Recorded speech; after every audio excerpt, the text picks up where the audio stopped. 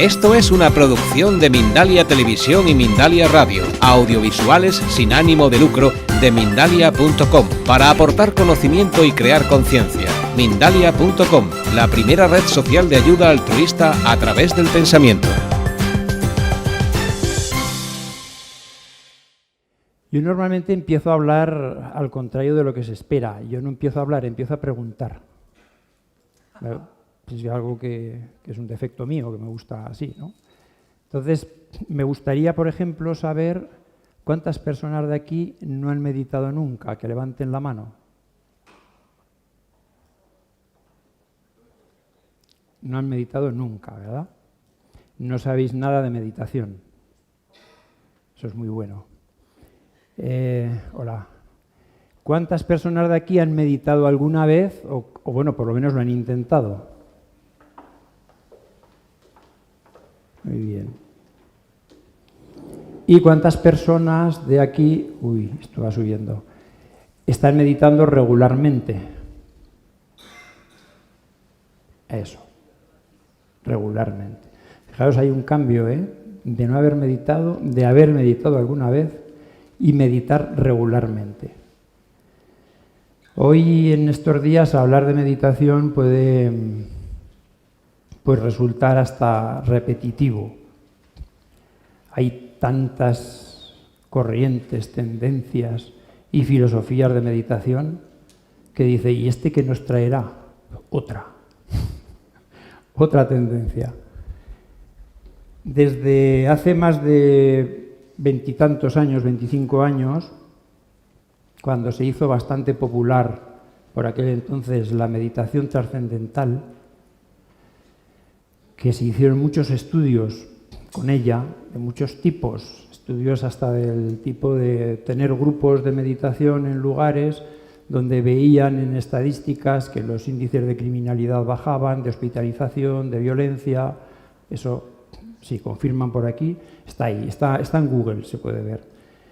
Esos estudios fueron muy interesantes, pero desde entonces, bueno, tenemos el tipo de meditación Zen, más popular, conocido de toda la vida, Vipassana, ahora también hablamos de Big Men, gran mente, gran corazón, o la popular Mindfulness, ¿no? Atención plena, que es lo que más se está popularizando ahora en estos tiempos, ¿no?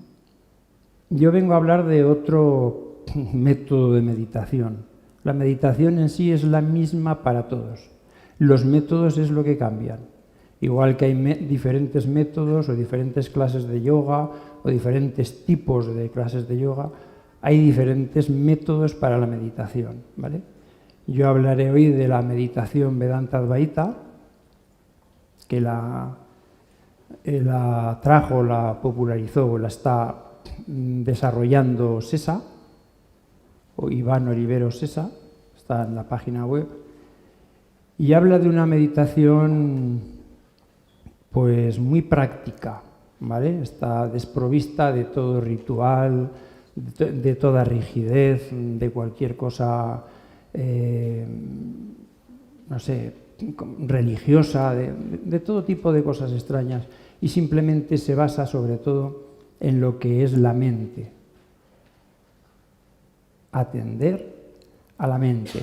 Estaba hablando Vicente hace un momento de Buddhi. Bueno, pues esto es un método para atender Buddhi, para ir atendiendo. Este personaje lleva más de 30 años investigando, revisando, mirando la forma de hacer más fácil adaptar esa tarea tan ardua de la meditación para todo el mundo. No todo el mundo es fácil entrar en procesos meditativos. El tipo de mente que vivimos ahora, yo lo llamo como una centrifugadora, ¿no? Hay personas con el disco duro de 3.000 vueltas, otros de 4.000, de 5.000, de 6.000, más o menos funcionamos así. El saber parar la mente, el poder observarla, requiere de unos ciertos trabajos, unos ciertos a veces ejercicios, para ir obteniendo una referencia de ese trabajo, de ese método. y poco a poco eso nos irá llevando a ir conociendo y facilitando el proceso, ¿no? Este hombre, como digo, lleva 30 años en ese proceso de investigación y en esos 30 años ha facilitado muchas cosas. Hoy intentaré exponer algunas de ellas, lo más sencillo. Y lo interesante es que si vemos que un método como la meditación, que pues data de más de 4.000 años, algunos dicen que 6.000, otros 4.000, en algunos sellos de terracota que se han encontrado por ahí, pues tiene que tener algo válido, porque cuando la naturaleza mantiene algo es porque sirve. Si no, la naturaleza no es sentimentalista. Si no le sirve algo, lo elimina. La meditación se ha mantenido 4.000 años, yo creo que algo de garantía tiene, ¿vale? Entonces, antes de hablar de meditación,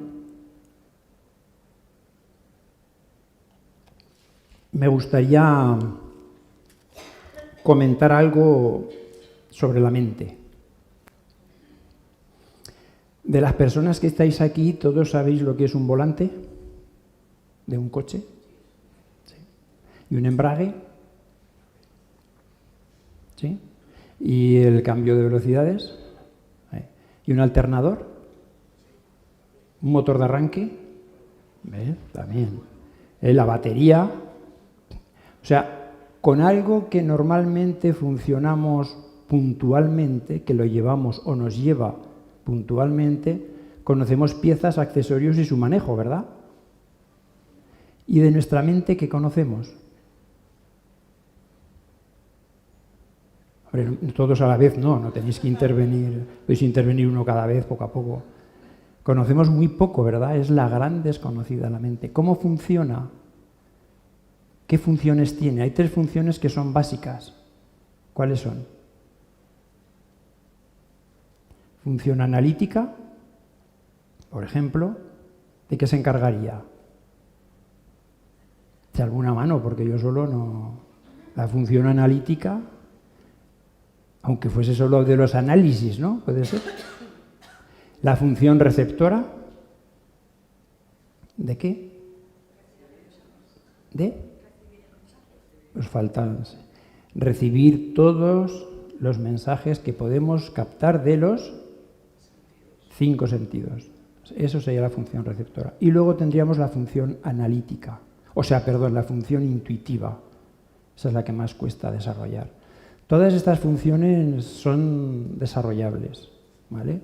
La función analítica nos puede acercar hasta el umbral de la sabiduría, pero no pasa de allí. Vicente creo que lo ha explicado antes, no me voy a extender allí, porque si no nos repetiríamos.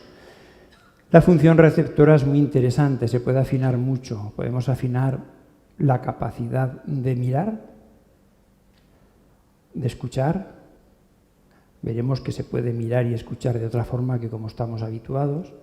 La función de palpar, de gustar, ¿sí?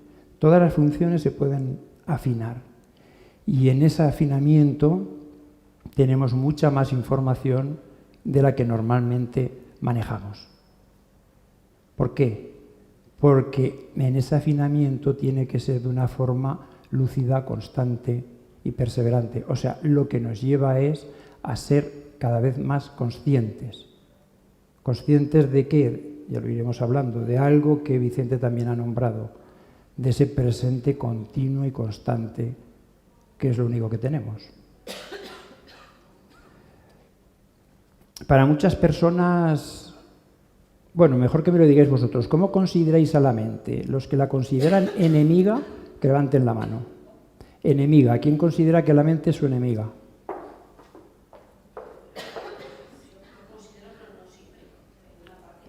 Muchas veces, ¿no? Esa proporción es buena. ¿Y quién considera que su mente es su amiga? Tampoco veo muchos brazos. O sea que estamos al 50%. Vale, sí, porque la mente puede ser amiga o enemiga. ¿Estamos de acuerdo? Depende de que nos posea o sea poseída. Seamos nosotros la que la posea o ella nos posea. La mayoría de gente no piensa, sino que son pensados por sus pensamientos. ¿de acuerdo? Una mente en ese descontrol, en ese aborigen, en esa velocidad, es muy difícil que nos dé ni un ápice de capacidad de serenidad ni de felicidad. Normalmente luchamos, estamos luchando constantemente contra esa mente caótica, esa mente acelerada. La mente funciona por frecuencias y entender y conocer cómo funcionan esas frecuencias y qué nos proporcionan es lo que verdaderamente nos ayudará a solucionar muchas cuestiones. ¿De acuerdo? La mente se parece un poco a la electricidad. ¿De acuerdo? La electricidad nos puede dar luz o calor, ¿verdad? Pero también nos puede electrocutar, ¿sí? La mente es igual. Antes Vicente hablaba del ego y es muy parecido. ¿Qué es el ego? La mente, los pensamientos. Si eso está a nuestro servicio, es una maravilla. Cuando nosotros estamos al servicio de ella, pues vamos como podemos, ¿sí? El reconocer que nuestra mente funciona así es dar un paso adelante. Eso nos va a permitir poner orden. Fijaros, ¿sabéis cuántos pensamientos procesamos diariamente? Más de 74.000 pensamientos procesamos a diario. Eso es ciencia. Ya no es algo que se lo han inventado los yogis de hace 2000 años. No, eso está medido hoy por la ciencia. ¿Sabéis de esa vida diaria que tenemos, qué tanto por ciento del tiempo utilizamos o se nos va la mente a fantasía? El 75%. Algunas personas dicen que más. ¿Y sabéis de qué tanto por ciento somos conscientes a diario de lo que vivimos? ¿Cuánto? Venga, más, se admiten más. Pues el otro resto, 20%. Más apuestas. El 5 sería óptimo. Según los últimos estudios que hicieron, dicen que somos conscientes del 1% de lo que procesamos a diario. Claro, y diréis, ¿y por qué, no? ¿Por qué creéis que solo somos conscientes del 1%?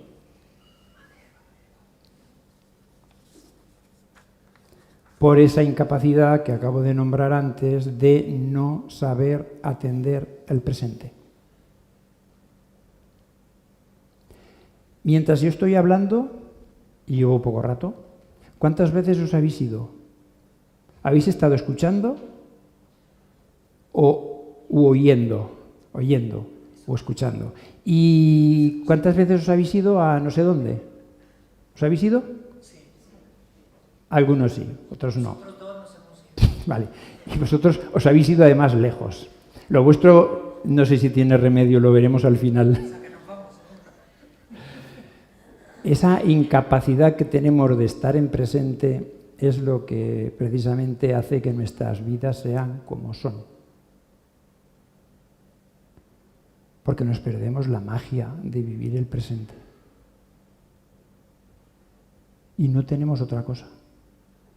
La mente siempre recurrirá, sobre todo cuando alguien se empieza a sentar a meditar, le cuesta mucho, le es difícil. La mente siempre recurre al hábito que tiene de ir hacia el futuro o proyectarse hacia el pasado. Tanto que ahora hablan de que la ansiedad es un exceso de futuro, ¿lo habéis oído? La ansiedad es un exceso de futuro y la depresión es un exceso presente. Entonces, es interesante conocer estas cosas porque hay muchas personas que dicen, de pronto descubren, sí, yo desde luego llevo muchos años con esto y voy viendo en cursos en muchas ocasiones voy viendo personas porque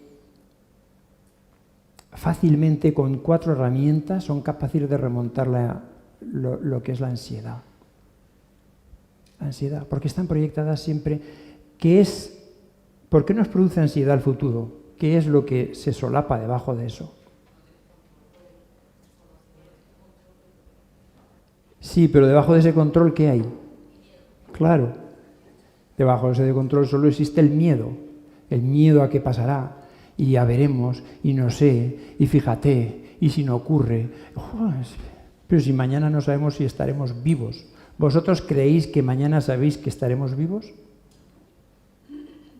Se nos pasa la vida tendiendo al futuro precisamente con ese afán de controlar. ¿Verdaderamente creéis que podemos controlar algo? No. ¿Alguien controla la acidez de su sangre? ¿La controla alguien?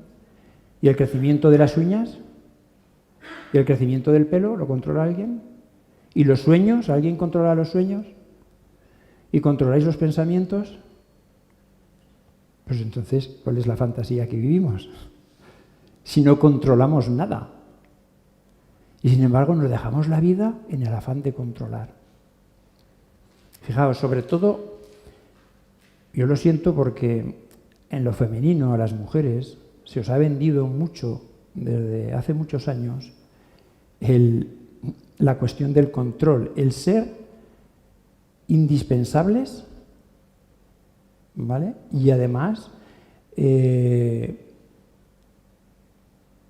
la exigencia. Indispensables y controladoras, y para eso vosotras os habéis puesto la exigencia añadida. Y eso, nosotros como, no es que no seamos, es que somos más simples, no nos da para tanto. Entonces, los dos hemisferios no funcionan igual en el hombre que en la mujer, pero bueno, eso no toca hoy. Pero confiar en eso, sino investigarlo. Somos más simples, no nos da para preocuparnos tanto. Pero la mujer sí, os habéis comprado esto y lo lleváis ahí. Y verdaderamente, si la vida nos enseña algo, ¿sabéis qué es? Que a la vida no se le puede controlar. No podemos controlar nada. Con lo cual, desde allí tendríamos que aventurarnos a vivir de una manera más sencilla, más fácil, más auténtica. Pero bueno, ahí iremos un poquito más adelante. Uy, qué rápido para el reloj. Vamos a pasar de punto. Este método Vedanta, como otros muchos, ¿vale? No es una exclusiva, porque la mayoría se basan en qué creéis que se tiene que basar la meditación, que se precie. Porque no confundáis, me gustaría hablaros, exponer un poquito lo que no es meditar, ¿vale? ¿Sabéis qué no es meditar? Si lo sabéis ya no lo digo. Meditar no es verbalizar, ni soñar, ni pensar, ni imaginar, ni fantasear, nada de eso es meditar. ¿De acuerdo? Eso es lo que la mayoría de las veces la mente va a recurrir, ¿vale? Ni proyectarnos al futuro ni al pasado. Nada de eso es meditar.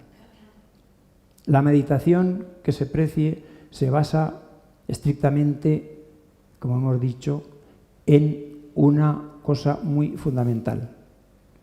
¿Qué creéis que es? La atención.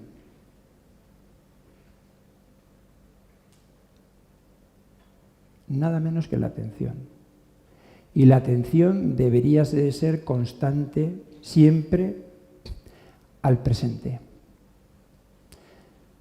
Hay dos formas de atención, ¿vale? Una forma esporádica, esa que de pronto estamos atentos a algo que nos mira, la cazuela, ¿qué tal? Puntualmente, ¿verdad? Pero luego podemos seguir mirando aquello, pero estar pensando en otra cosa. ¿Puede ser? A mí me pasa, a lo mejor a vosotros no, sería una suerte. Y hay otra forma de atención que se llamaría voluntaria. La que nos interesa es la atención voluntaria. La esporádica la tenemos. Además, nunca podemos dejar de estar atentos. La atención voluntaria es aquella cuando la mente, o se llamaría también la atención mental pura, cuando la mente es capaz de estar en una total quietud y además podemos estar como si fuese al acecho, atentos, eso es la atención mental pura. cuando somos capaces de estar en esa quietud mental y estar simplemente como observando, esperando. Eso sería atención mental pura, donde no hay contenidos mentales.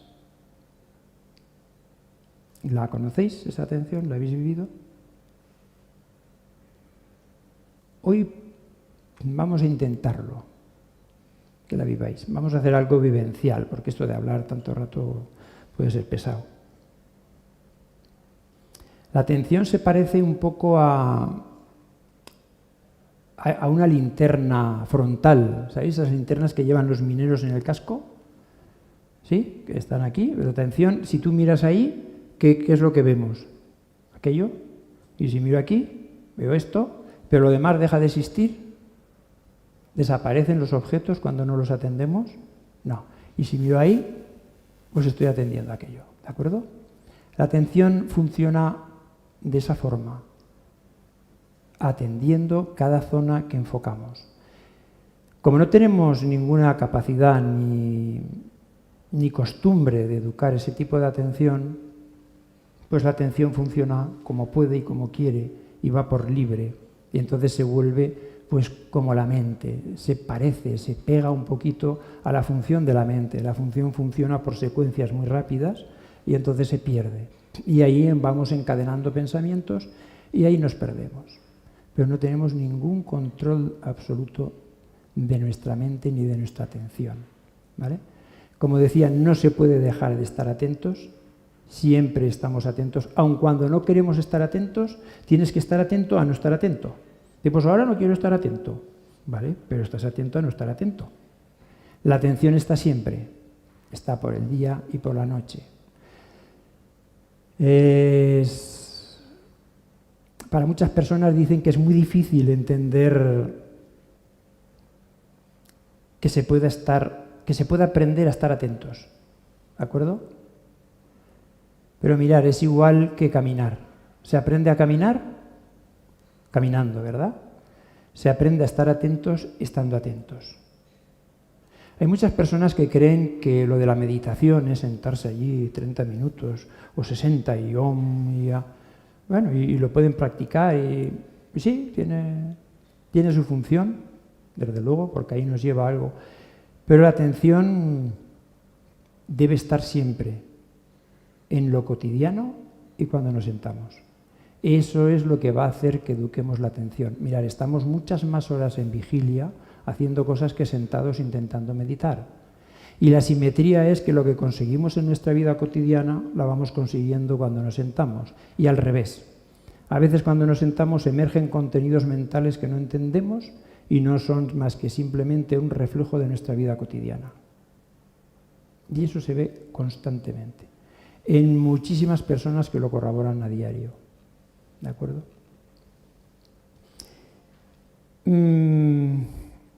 Yo me gustaría hacer un experimento ahora con vosotros. ¿Estáis de acuerdo? ¿Os parece? Vale, cerrar los ojos un instante solamente. No tenéis que moveros, no vamos a estar quietos, no. Solo cerrar los ojos. Y observar vuestra mente. Estamos hablando de la atención, observar vuestros contenidos mentales. La mayoría habéis meditado alguna vez, lo conocéis. Si me gusta, el cámara incluido, todos participamos. No abráis los ojos. Yo sí los tengo abiertos. Observar qué hay en vuestra cabeza. Solo quedaros atentos a eso.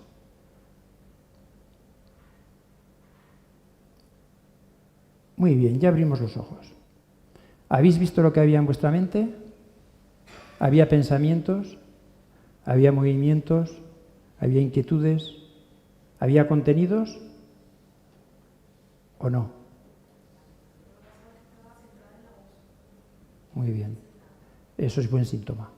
Pues ahora vamos a hacer una práctica, lo que se llamaría una práctica externa, ¿vale? Porque hablaremos de observación, concentración y meditación internas y externas. Vamos a hacer una práctica externa con los ojos abiertos, ¿de acuerdo? Quiero que atendáis cuál es el objeto más redondo que hay en la sala. Buscarlo con los ojos.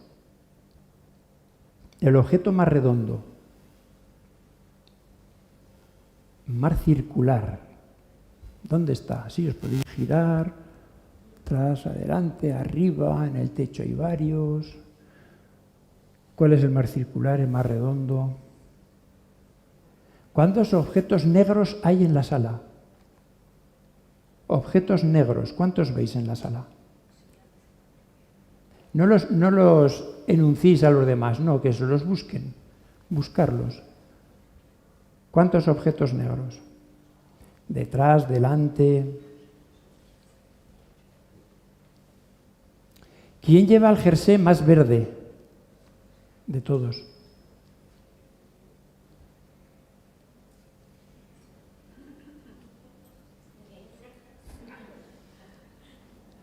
¿Dónde está el color granate? ¿En cuántos sitios? ¿En cuántos sitios? ¿Hay más de uno? Además de las sillas, ¿hay más de uno? Atentos, atentas. ¿Cuántos colores granates hay? ¿Dónde están las esquinas más esquinas? Las más duras, las más fuertes que veáis. ¿Dónde están?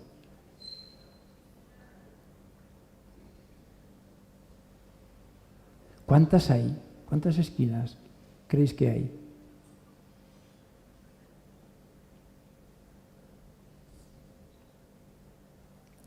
¿Quién tiene el pelo más blanco?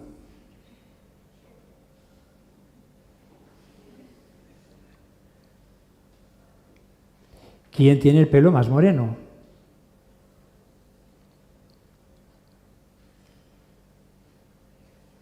¿Quién lleva un colgante? ¿O cuántas personas llevan colgante?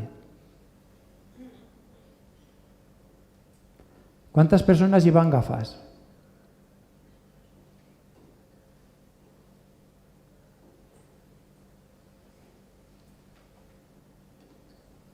¿Dónde están los altavoces de la sala?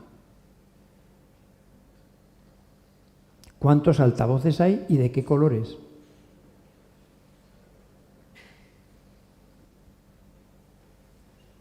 ¿Qué color es el suelo? ¿Cuántas cortinas hay?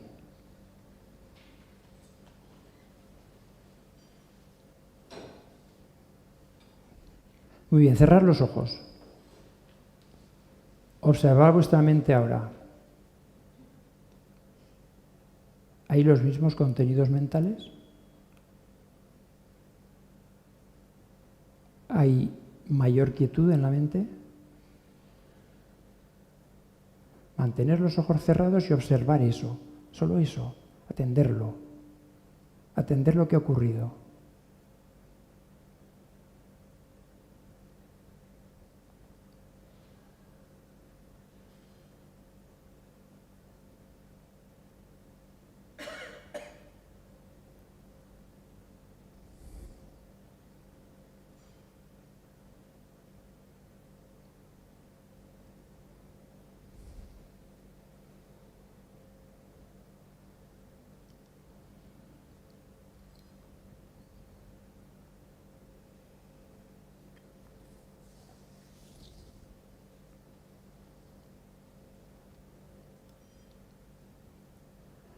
Muy bien, podemos abrir los ojos.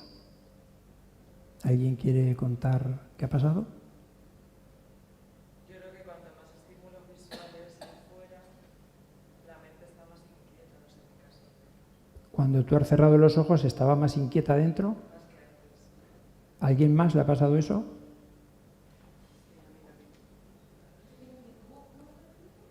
Que cuanto más contenidos mentales, o sea, cuanto más estímulos visuales, luego la mente estaba más inquieta. Uh-huh.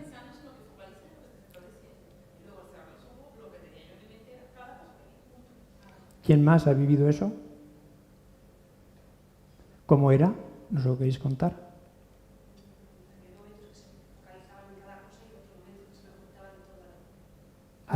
Al parar, al cerrar los ojos, ¿no? Bueno, luego haremos otra práctica un poquito más intensa. Precisamente funciona así. cuando somos capaces de atender el presente de forma constante, lo que ocurre es que al parar, por simetría, nuestra mente, al no tener recursos donde seguir, se para. Y aparece una negritud, algo que aparentemente no hay contenidos mentales. ¿Te ha pasado? ¿Os ha pasado también? Todo negro, ¿no? Y curiosamente eso hablaríamos lo que normalmente, bueno, vamos a ir hacia allí, de pratyahara u observación, ¿vale? Donde allí hay un corte con esa atención. De forma sencilla, solo por atender constantemente el presente. Por simetría, cuando cerramos los ojos, no hay contenidos mentales adentro. De estos ejercicios hay varios y se pueden conseguir diferentes estados. Pero bueno, voy a intentar ir con el guión un poco. ¿Vale? Patanjali, ¿conocéis a Patanjali? No es fácil conocerlo porque es contemporáneo, no es contemporáneo, pero bueno, hace más de 2000 años ya nos dejó algo muy interesante con la recopilación de los Yoga Sutra. No sé si Vicente lo habrá nombrado, porque Vicente lo nombra. y los 8 pasos del yoga, la Ashtanga Yoga, ¿verdad? Dentro de esos 8 pasos está el Samyama, los 3 últimos pasos que se llaman Pratyahara, Dharana y Dhyana. Nosotros los vamos a nombrar como observación, concentración y meditación, por hacerlo más sencillo, más cercano. Patanjali planteó ya hace 2000 años 2 trucos que son muy interesantes. De allí se basa en el método de la meditación. Patanjali plantea que todo lo que represente pueda ser percibido a través de los sentidos, por eso os decía antes de la atención y de la atención externa, todo lo que pueda percibido a través de los 5 sentidos hace parte de nuestra realidad externa, de nuestro mundo externo. ¿Vale? Y todo lo que pueda atenderse sin necesidad de los objetos o de nuestro mundo externo hace parte del sujeto o de nuestro mundo interno. ¿Se entiende? No estáis muy de acuerdo, ¿no? Bueno, vamos a intentar desglosarlo. Este punto casi siempre me dicen, ¿puedes leer otra vez? Bueno, os lo voy a leer de otra forma. Patanjali plantea 2 grandes trucos, afirmando que en el mundo externo se debe atender exclusivamente al objeto y que en el mundo interno se debe atender exclusivamente al sujeto. Y en eso consiste toda la práctica de la meditación. ¿La ha mejorado esto? Tampoco. Bueno, vamos a intentar desglosarlo un poquito.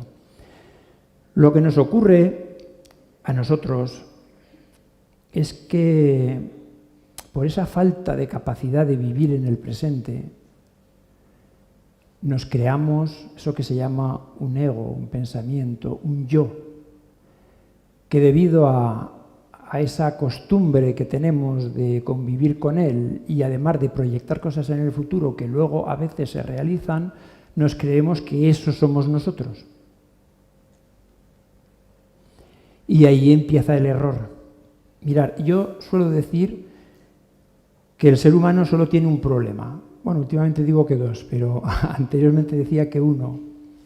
Es la neurosis de separatividad que vivimos entre lo que somos y lo que tenemos. ¿Se entiende? ¿Qué es lo que somos? Pues cosas como lo que ha dicho Vicente.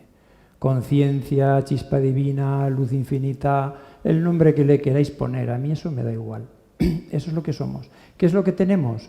Pues tenemos un nombre, unos apellidos, un DNI, unas carreras, unos estudios, un no sé qué, que nos identificamos con eso, erróneamente nos identificamos con eso, con nuestra historia. El mayor problema que tenemos nosotros es asentarnos en percibir nuestra historia y creemos que somos eso. Pero lo que somos está mucho más allá. En esta sociedad se nos enseña hacer y tener. Si esto fuese una vertical, una horizontal sería hacer y tener, tener para hacer y hacer para tener. Pero luego nos queda una vertical, que sería ser y estar. Estar para ser y ser para estar.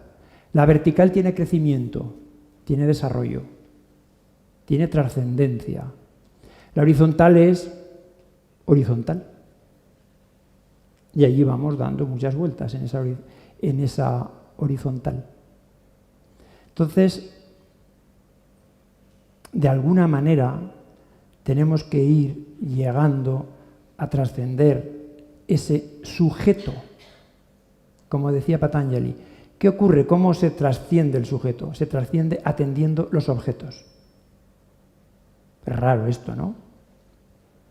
¿Y qué es atender los objetos?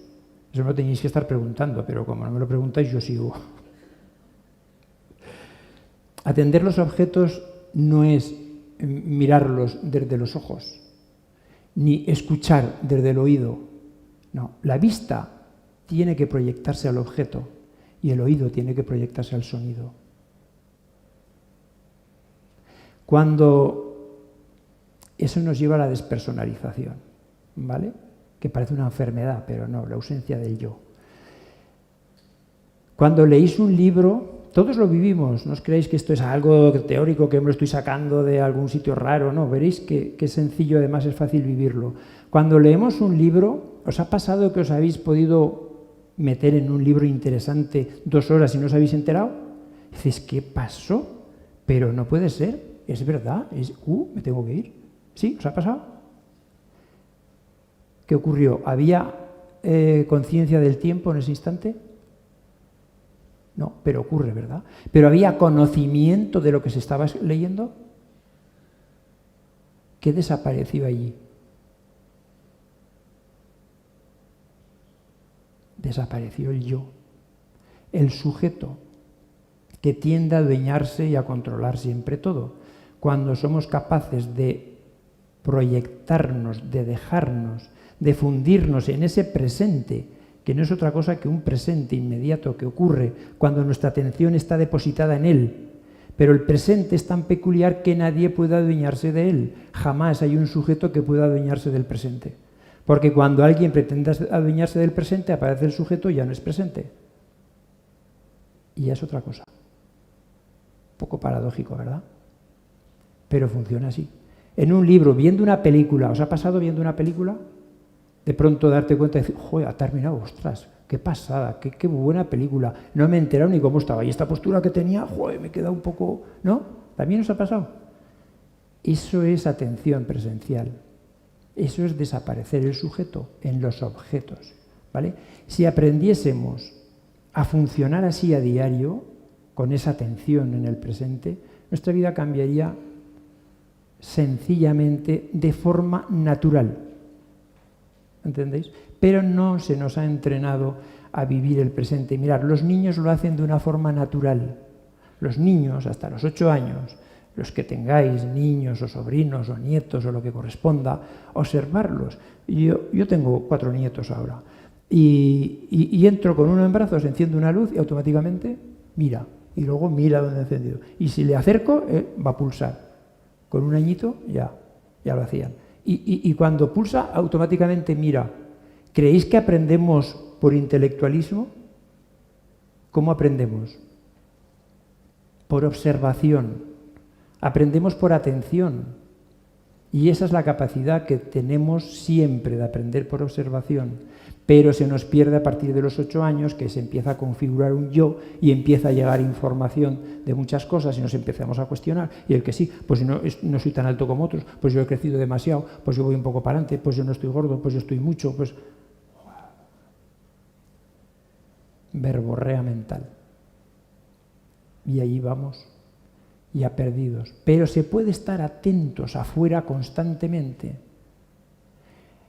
El peor problema del ser humano es que no tenemos la capacidad de vivir en el instante, en el momento.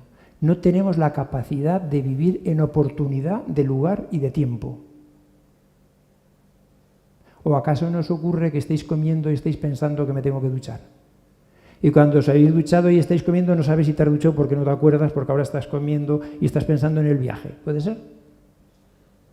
Y a veces lo llaman síndrome de atención, el DA, ¿cómo es? El IDA, síndrome de atención, ¿vale? Entonces, ¿qué ocurre? Que De pronto quiero regar las plantas y cuando voy a coger el cubo para regar las plantas, veo que la ropa está sin recoger y cuando voy a recoger la ropa me doy cuenta que tengo la cama sin hacer. Cuando voy a hacer la cama me doy cuenta que la maceta se está muriendo, voy a regar la maceta y acaba el día y dice, ¡qué estrés! ¿Pero qué has hecho? Y dice, nada. Dice, pero bueno, he visto un montón de cosas que tengo que hacer. ¡Jo, qué fuerte! Porque no somos capaces de atender una, realizar, otra, realizar, otra, realizar. Y la atención en lo que estamos haciendo. Eso nos pierde. Nos pierde, nos estresa, nos hace sufrir, nos exigimos, nos cuestionamos. ¡Buah! No somos capaces de estar atentos afuera. Por consiguiente, cuando nos sentamos a meditar, eso es lo que nos llevamos adentro. Es muy difícil atender adentro cuando no somos conscientes de atender fuera. Es muy difícil. Porque la mente siempre va a recurrir a esa forma habitual que tiene de funcionar. Siempre. Por marcha, por inercia, por velocidad, por estrés, por tal. Entonces nos sentamos adentro y ¿sabéis lo que hace la mente? Coge una inercia y coge mayor velocidad que cuando estamos haciendo cosas que aún nos entretenemos puntualmente. Cuando nos sentamos adentro sin un método, eso es caótico. Ahí es cuando llega la gente que dice, no, esto no vale para mí, es imposible. Yo estar quieto aquí, la cabeza empieza a darme unas vueltas. Sí, es sencillo. No tienes un método, es muy difícil. Es muy difícil aquietar la mente simplemente con la voluntad. Mirad, la voluntad nunca se aquieta con la mente. Los pensamientos nunca se vencen luchando. Nunca. La meditación no funciona desde el esfuerzo. Nunca. Tenemos que ir a los 2 trucos de Patanjali.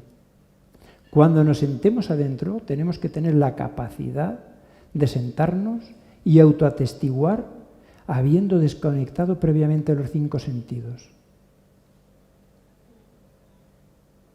Se llamaría desconexión sensoria. Cuando somos capaces de desconectar los sentidos, ¿sabéis lo que ocurre? Aparece algo muy interesante. Aparece un observador que observa, ¿sabéis qué observa? Nada. Como si fuese una pantalla oscura al frente, donde no hay nada. Simplemente hay un observador observando nada. Eso sería el primer punto, el pratyahara o la observación, donde al atender somos capaces de ver que no hay contenidos mentales. Dentro desaparecen los contenidos mentales.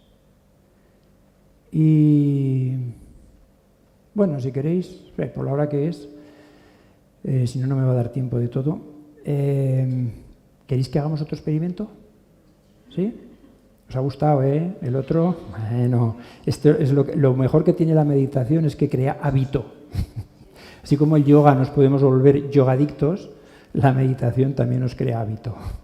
Meditadictos. Bien, pues vamos a hacer un ejercicio, ¿os parece? Para que no os quedéis quietos tanto rato. Mirad, este brazo aquí es 1. ¿Estáis de acuerdo? Aquí es 2. Este es 3 y este es 4. ¿Os parece? Vamos a hacerlo todos con los ojos abiertos, ¿vale? Venga, 1, 2, 3 y 4. Cuando hagáis un brazo, el otro ya lo bajáis. Me separo yo. 1, 2, 3, 4. ¿Vale? 4. 1, 2, 3, 4. Muy bien. 3, 2, 1, 2, 3, 4. 2, 1, 3, 4. Muy bien. 1, 2, 3, 4. Seguimos. 1, 2, 3, 4. 1, 2, 3, 4. Muy bien. 4, 3, 1, 2, 2, 1, 3. A ver cuántos picabais. 4, 3, 1, 2. Tenéis que estar atento al oído ahora ya. Vamos a cerrar los ojos. Y solamente vais a atender, ¿vale? Con los ojos cerrados. ¿Os ha quedado claro? ¿Hay alguna pregunta? Haber venido antes. Es 1, 2, 3 y 4, ¿de acuerdo? Vamos a cerrar los ojos, vamos a hacer la prueba, a ver qué tal vamos de atención. Vamos allá. Ojos cerrados. 1, 2, no abráis los ojos para nada.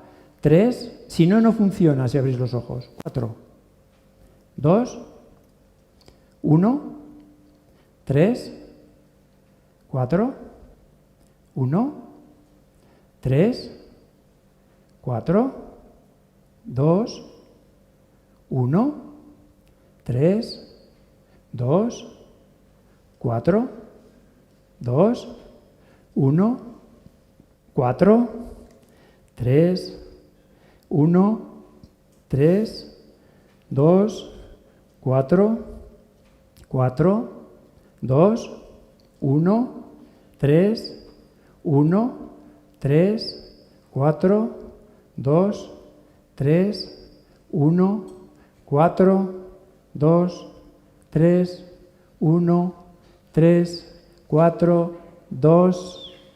Muy bien. 1. No, ojos cerrados. No abráis los ojos, no abráis. Siempre cerrados. Atender, solo escuchar. 2.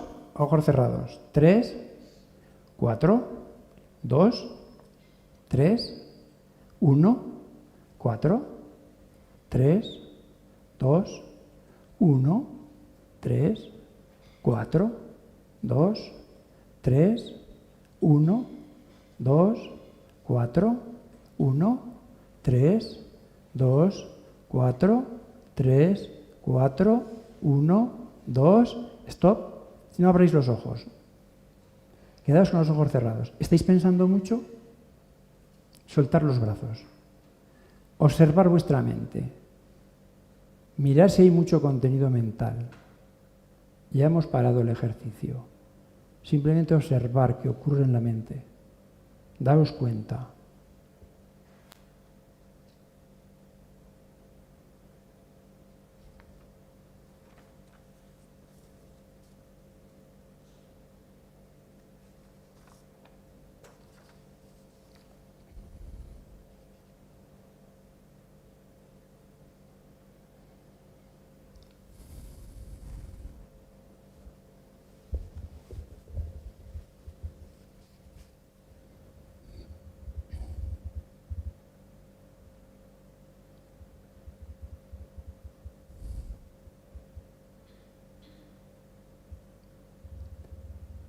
Muy bien.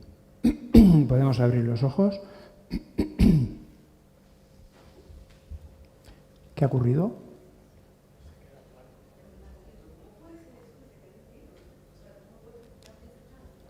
Negro, ¿eh?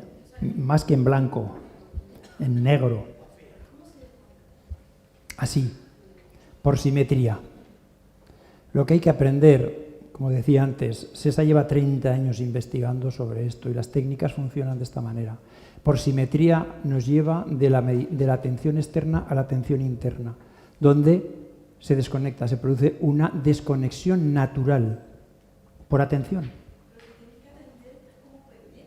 No, cuando la mente, cuando vamos siendo diestros en atender, simplemente el sentarte y estar en la postura automáticamente se desconecta, se produce una desconexión total de la mente. Mira, la mente es como un gato, se le engaña, se le puede engañar, no se puede luchar contra ella, pero sí se le puede educar, cambia muchísimo. Normalmente hacemos las cosas siempre desde la lucha y el esfuerzo, y en la meditación eso no sirve. Yo tengo estudiantes de meditación que vienen de las artes marciales a veces y cinturón negro de no sé cuántas disciplinas, y el primer día que hizo el curso, a la segunda semana me dice, pues yo me siento 50 y 60 minutos 2 o 3 veces diarias. Y al mes me dice, oye, pues es que veo que no adelanto nada con esto, porque digo, es que tú tienes que meditar 20 minutos 3 veces a la semana. Pero ¿cómo puede ser? Es que esto no es un arte marcial. Esto no se consigue desde el esfuerzo y sentarte y por voluntad. No, no funciona así. Funciona con juegos. ¿Cuántos habéis experimentado ese vacío de pensamientos? Fijaos, la mayoría. He llegado a conseguir el 100% en algunos casos. Sencillo. ¿Es grato eso? Es agradable, ¿no? es quieto, os quedaríais ahí, es relajante. Qué gusto, ¿verdad? Esa es una propiedad nuestra, ya existe, ya está en nosotros. Simplemente tenemos que encontrar el método que nos permita vivir eso. Y eso que habéis vivido hoy no es más que una referencia, una pequeña referencia que en los cursos que se hacen de fin de semana o de semanas se practica con diferentes juegos, y dentro y fuera de la sala. Los intensivos son fuera, los de iniciación son dentro de la sala. Pero eso te permite tener una referencia para que cuando tú ya te sitúas dentro, atiendes y te das cuenta que había negritud, una pantalla enfrente que no había nada. Sencillo, ¿verdad? Y una desconexión total. Qué gusto, ¿os imagináis? Hay veces que la gente se sienta a meditar y dice, pues para conseguir 2 minutos o 2 segundos entre pensamiento y pensamiento se crea un vacío que es fácil de atender y conforme lo vas atendiendo ese espacio se hace más grande. Precioso. Pero imagínate vivirlo así. Habéis estado 5, 10, 15 segundos. Imaginaos vivirlo y luego empiezan a llegar pensamientos. Imaginaros vivirlo minutos. Y ahora imaginarlo vivirlo horas o días, donde la atención atiende lo que le toca en cada instante, pero no hay interferencias. Yo estoy aquí, yo no me he podido ir en ningún momento a ningún sitio mientras estoy aquí, porque la atención está aquí. Vosotros os habéis ido lo que habéis querido hasta hace un rato, que ahora ya estáis más atentas que cuando habéis empezado. ¿Es así? Pero la tendencia a la mente siempre es de huir de cualquier control, de cualquier educación. Entonces cuesta. Por eso, atendiendo el presente de forma constante y sin esfuerzo, nos lleva a entender y atender nuestro mundo interior, sin objetos mentales. Por eso decía Patanjali tan sabiamente, cuando atendemos los objetos, desaparece el sujeto. Y cuando atendemos el sujeto, desaparecen los objetos mentales. Correcto. ¿Está claro? Pero tenemos que aprender a proyectarnos en los objetos, no analizarlos. ¿Qué es lo que hacemos cuando vemos algo? Pues en una silla, pues granate, el hierro negro, pues debe ser hierro, no, aluminio. Y ahí vamos siempre proyectando toda nuestra atención. No tenemos la capacidad de atender de forma natural. ¿Sabéis lo que ocurre cuando somos capaces de atender las formas sin enjuiciarlas? Hasta cuando atendemos una puesta de sol, ¿qué hacemos? ¿Hay que enjuiciar una puesta de sol? ¿O te puedes quedar ahí contemplando? ¿Sí? Pues, ¡ay, qué bonito! ¡Ay, qué tonos! ¡Ay, qué naranja! Le falta poco para ponerse. ¡Ay, si durará siempre! ¡Ay, qué maravilla! ¿Sí? ¿Es así? Es la leche. Hasta para eso. Todo lo enjuiciamos. Y allí entra el proceso mental, lo que decía antes Vicente. Todo el proceso mental lleva a adueñarse de todo. Sin embargo, cuando nos dejamos fluir, porque esto se llama fluir. Mirad, cuando alguien es diestro en un deporte, ¿habéis visto algún jugador de élite, vamos a hablar ya de una figura, que cuando vaya a chutar o vaya a centrar o a tirar a portería, diga, a ver, quietos, no os mováis un momento, voy a pensar, si tiro por aquí, tú estás allá, yo a este, ¿lo hacen así? No. ¿Qué hacen? Reaccionan al presente de forma diestra. Saben qué es lo que tienen que hacer. Fluyen. Eso se llama fluir. Todos, cuando somos capaces de situarnos en las destrezas que tenemos debidamente, fluimos. Y fluimos de formas inimaginables. Un pintor, cuando crea una obra de arte, o alguien que baila, yo he hablado con mucha gente de estos, ¿sabéis lo que le ocurre? Desaparece. Lo interesante es que desaparece. Dice, sí, yo cuando terminé el cuadro me di cuenta que eran las 5, no había comido, pero yo no me enteré, yo no me di cuenta ni del cuadro. Yo luego lo contemplaba y decía, sí, lo he debido pintar yo, porque estoy solo, pero yo no me he dado cuenta que yo he pintado. Entonces, ¿qué le ha pasado? Fluyó. Y el fluir es un aspecto dinámico de la conciencia. O sea, es permitir que la conciencia se manifieste cada vez más y mejor en nosotros. ¿Sabéis lo que proporciona eso? Cuando nos lo vamos permitiendo, lo que proporciona es una confianza en la vida. ¿Sabéis qué es tener confianza en la vida? Liberarnos de muchos miedos. ¿Sabéis qué es liberarse de miedos? Vivir una de las exaltaciones que tiene la meditación, de las primeras que aparecen, el santosha o contentamiento interior, de saber que somos, que fluimos, que no hay que dejarnos la vida intentando controlar todo, que la vida está tan bien armada que es capaz de saber en cada momento lo que necesitamos. Si lo es,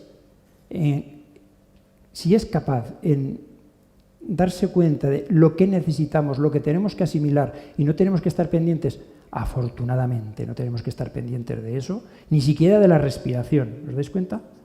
¿Os imagináis que mañana nos hiciesen responsables de la respiración a nosotros? ¿Cuánto vivimos? ¿Os dais cuenta cuánto viviríamos? Horas. Algunas personas horas, otros minutos. Y desde luego hasta que durmiésemos. Ahí se acabó el día. Ese sueño sería más largo. Entonces, esa confianza tiene que estar en todo.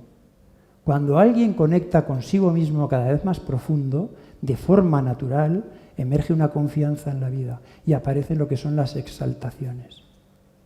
La exaltación de existir, la exaltación del saber,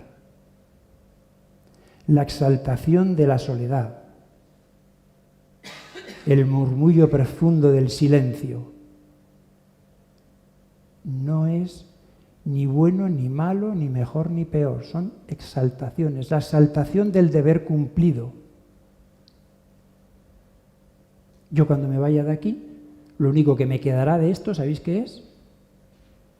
La sensación del deber cumplido. He colaborado, he participado, he compartido mi experiencia con todas vosotras, alguno de vosotros, y lo que queda es esa sensación del deber cumplido, que no hay ninguna propiedad de que hoy he estado en Madrid a una conferencia. No, no hace falta eso. No, solo ya está. Y pasamos a otra cosa. Deberíamos aprender a funcionar de esa manera. Menor del yo. Vicente antes lo hablaba, con el ego. Tenemos que aprender a vivir más despersonalizados. Todo nos lo queremos apropiar. Todo lo queremos para nosotros. Mirad, ese estado que habéis vivido, ¿sabéis en qué se caracteriza? En que siempre que volvéis a él es estable. En el Zen lo llaman volver a casa. Y simplemente estamos hablando de observación. Todavía no hemos tocado ni la concentración ni la meditación. Eso es volver a casa. Siempre que volvemos a ese estado, siempre es igual de estable, confortable, quieto y agradable. Siempre. ¿Conocéis alguna otra cosa que sea así? Las pasiones, las emociones, los sentimientos, ¿creéis que son estables? No hay nada en este mundo que sea estable. Lo único que no cambia es que todo cambia. Lo único que tenemos estable, esos son esos estados internos que podemos ir viviendo y percibiendo cada vez con mayor intensidad. Porque eso sí, igual en la observación que en la concentración, que en la meditación, hay diferentes puntos de intensidad. Cambian, no siempre son iguales. Y son tremendamente estables, profundos, quietos, agradables, inmensos. Sin llegar a hablar de concentración. ¿Dos minutos? Que si quieres que pregunte a alguien, te quedan 7 minutos. Sí, ahora, por terminar con la concentración, la meditación, que son 2 minutos. Si me permitís. Luego, como veo que preguntan poco.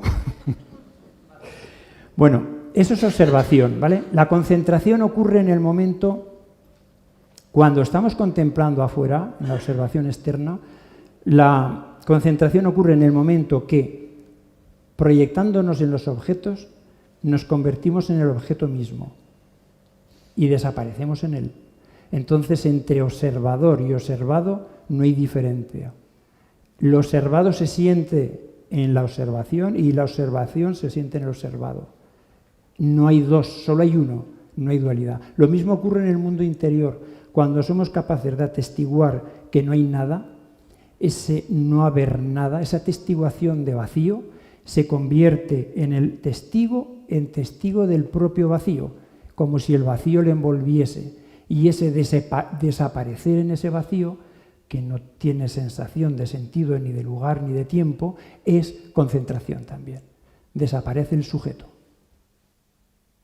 Y eso se llama concentración o dharana. Pero desde allí todavía falta mucho a la meditación. Eso solo es concentración. Y es muy estable y es muy interesante. La concentración, o sea, la meditación se da en el mundo externo cuando todo lo que somos capaces de contemplar se va integrando en nosotros de una manera, por llamarlo de alguna manera, casi sería brutal. De una manera, ¿cómo se llama? Cuando uno sale disparado, vertiginosa. Se empieza a percibir una sensación de vértigo, de ir entendiendo, ir acumulando todo lo que pertenece al mundo externo. Y en el mundo interno igual. Cuando todo empieza a integrarse, todo lo que ha sido testigo es y será de uno mismo, cuando eso empieza a percibirse con una sensación de expansión brutal, eso es meditación interna. Eso es verdaderamente meditar. Pero desde allí todavía falta mucho al samadhi. Solo es meditar. Para el samadhi, antes del samadhi aparece el irreverente temor a dejar de ser, a dejar de existir, a morir en el cojín, como llaman en el Zen. Y allí esa experiencia de fundirse con la totalidad, con lo trascendente, esa experiencia es eterna. Eso es lo que nos libera de la rueda de los samsaras, de la reencarnación. Eso sería resumido, iba un poquito más largo, pero creía que tenía hora y media, un poquito lo que es, para mí, la meditación, bien entendida, conforme corresponde. Entonces, si tenéis preguntas.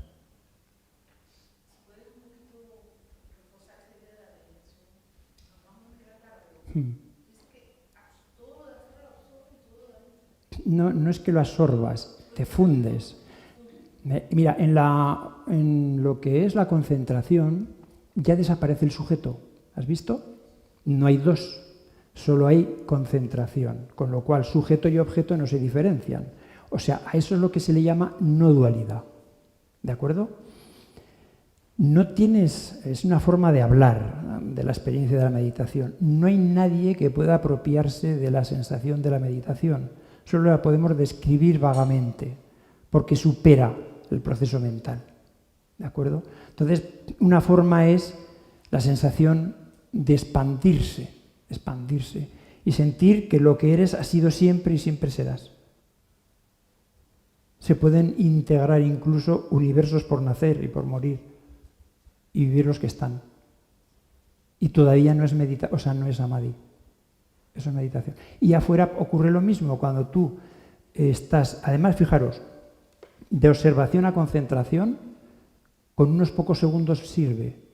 Y de concentración a meditación, si la atención es como corresponde, en otros pocos segundos sirve para entrar. Entonces allí, cuando es en el mundo externo, empiezas como si fuese a integrar todo lo que potencialmente puede ser observado por el observador. Pues observar campos, montañas, bosques, todo, no hay límite. Pero escapa a la mente racional ponerle nombre a eso. Como el samadhi, es difícil simplemente es una integración, es una fusión, es algo que se sabe porque aparece el miedo escénico, la taquicardia, a veces la arritmia, cuando te das cuenta que desapareces, que te vas. El instinto de conservación reacciona y dice, "¿Yup? ¿Dónde vamos?". Eso aparece en Busca del Grial de Indiana Jones, una película. Si recordáis que va en busca del Grial y tienen que pasar por un sitio donde no hay suelo. Los griales están en la cueva de enfrente y cuando van a salir, que les están persiguiendo, no hay suelo. ¿Y qué ocurre ahí? Que de dejarse morir ahí, a lanzarse al vacío o confiar, aparece un suelo que era invisible, algo que te sustenta. Ahí habla de ese paso de lanzarse al samadhi. De eso habla. Dime.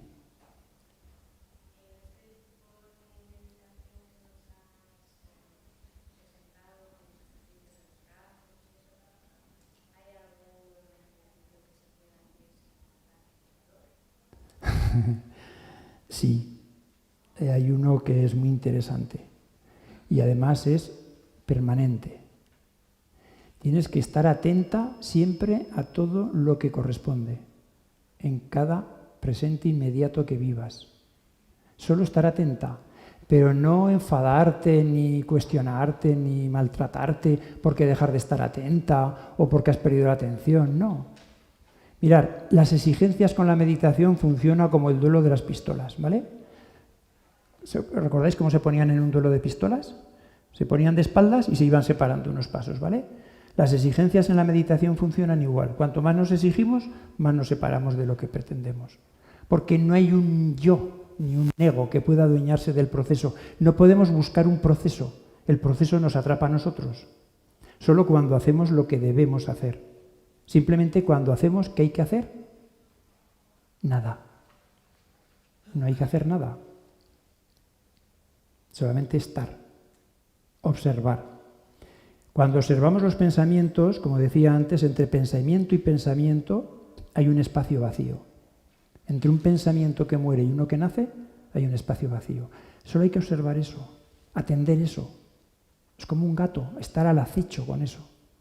Y esos espacios cada vez se van haciendo más amplios. Y esa referencia va quedando en nosotros cada vez más fácil. Eso es lo interesante. Dime.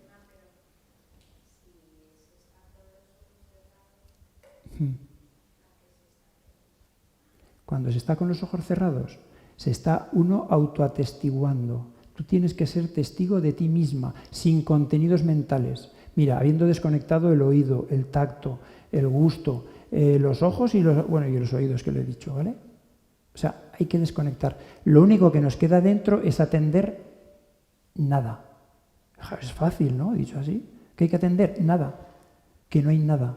Cuando atiendes esa nada, el proceso funciona. El proceso te empieza a reconocer.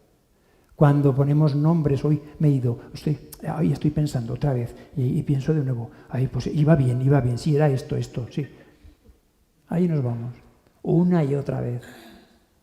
Dime. ¿Quién es el que observa? O sea, el que observa otra función de la mente. Sí, el que observa es el observador o el exim, o... Sí. Se le llama observador. En sí, esa atención es un aspecto dinámico de la propia conciencia. O sea, que sería en un momento la conciencia la que es capaz de autoatestiguarse. Esa es la función. O sea, de alguna manera lo que llevamos es hacernos cada vez más conscientes de dejar paso a nuestra conciencia. Por eso la meditación, yo digo que se parece mucho al llenado del sótano de la casa con agua. Imaginaos que metieras en un sótano de la casa una gran manguera de agua y vas llenando. El sótano de la casa es nuestro inconsciente, ¿vale? Donde allí vamos amontonando las cosas que no queremos, que no hemos tramitado, que no hemos trabajado, que queremos olvidar. Ahí se van quedando. Pero eso produce una corrosión y normalmente acaba por, de alguna manera, casi dinamitar las estructuras del edificio. Y a veces alguien cae a plomo. Y dices, ¿cómo puede ser? ¿Qué le ha pasado? ¿Una depresión profunda? No, y hace días que se estaban corroyendo los cimientos. Entonces llega un momento que cae. La meditación lo que hace es, al llenar eso con agua, por decirlo de una manera gráfica, van emergiendo contenidos de ese sótano. Flotan, aparecen, y de pronto tú estás en un punto y dices, ¡guau! ¿Y esto? ¡Guau! Pues tu historia de cuando era niño. ¿Y esto? ¡Jopa! Entonces, no es que se pretenda eso, es que al aquietar la mente, igual que en los sueños, algunos contenidos del inconsciente emergen, se pueden contemplar. Si los contemplamos despersonalizadamente, sin meternos en ellos, como si fueran tercera persona o como si estuviésemos en el piso de arriba y lo viésemos allá abajo, esa observación permite que integremos eso que hemos sido o que tenemos y olvidarnos y pasar a otra cosa, integrarlo. Esa es una forma terapéutica la más sana que tiene la meditación. Es una de las que más funciona y la que mejor funciona. Constantemente ocurre eso, cuando se entra en un proceso de silencio. Pero yo tengo una cuestión. Si uno quiere meditar, previamente tiene que, de alguna manera, condicionar su entorno. Tienes que entrar en un proceso de relajación. Sí, eso depende. Mira, yo en los cursos suelo hacer, primero llevar a las personas a ser conscientes de la respiración. Porque si no sabemos respirar, vamos regular. Otras veces después de la relajación. ¿Vale? Y después vamos hablando de la forma de educar la mente. Entonces sí que es bueno, por ejemplo, yo muchas veces empiezo la meditación con una relajación. Si somos capaces de atender la relajación como corresponde, sin dejar que la mente se vaya en ningún momento a ningún otro lugar, ¿qué es lo que estamos haciendo? ¿Sabéis qué hacemos? Atendemos el presente. Y al finalizar la relajación, que es algo que puedes hacer tú, que me pedías antes, al terminar la relajación de atender constantemente el presente, cuando terminas y paras, puedes volver a mirar hacia adentro y no hay nada. De forma automática. Entras en vacío de pensamientos. Tú pruebas. Mira, tomaros siempre la meditación como un experimento, ¿vale? Yo lo llamo hay que hacerse amigos de la meditación. Es como ir a tomar café con una amiga. Os planteáis, os hacéis un esbozo de lo que le vais a hablar y lo que vais a decir, y lo que pretendéis y lo que queréis, ¿lo hacéis? O simplemente vais y lo que sucede, lo que se da, ¿no? Esto tiene que funcionar un poco parecido así. Es como cada vez que nos sentamos experimentar a ver qué ocurre. Eso es lo que no nos crea expectativas ni fracasos. Es como, hoy, qué bien, he estado con mi amiga, que bien me le he pasado. Hoy no hemos hablado tanto como la otra vez, ni no estaba tan sembrada. Bueno, pues para otro día. Otro día quedaremos y volveremos a intentarlo y más fluido. No siempre es igual una conversación con una amiga, ¿verdad? Entonces hay que hacerse amigos de la meditación. Recomendación. ¿Algo más? Porque habrá venido el cronómetro y ya... Bueno, yo he venido a hablar con Pilar, Ah. a decirle que te controle el tiempo. Pues es que lo estoy viendo. Es que hay media y empieza la otra Pues vale. posición. ¿Lo dejamos aquí? ¿Os parece? Muy bien. Pues muchas gracias a vosotros.